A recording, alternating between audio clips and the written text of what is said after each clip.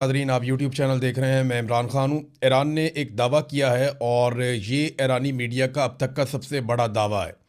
اس دعوے کے مطابق ایک ویڈیو بھی جاری کی گئی ہے اور اس ویڈیو میں جو دکھایا گیا اور جو دعوے میں بتایا گیا وہ یہ ہے کہ ایک میزائل ایران نے داغا ہے اور وہ جا کر براہ راست موساد اور فوجی انٹیلیجنس کے مراکز کو لگا ہے اسرائیل میں، اور اس سے اسرائیل کی تاریخ کا سب سے بڑا حملہ قرار دیا جا رہا ہے.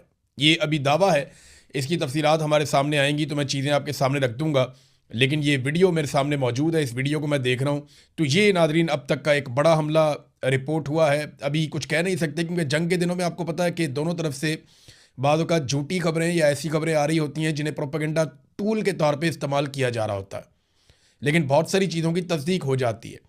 جیسا کہ میں نے آپ کو خبر دی تھی کہ سعودی عرب میں ایک بہت بڑا اٹیک ہوا ہے پرنس سلطان ایئر بیس کے اوپر، اور اس میں امریکی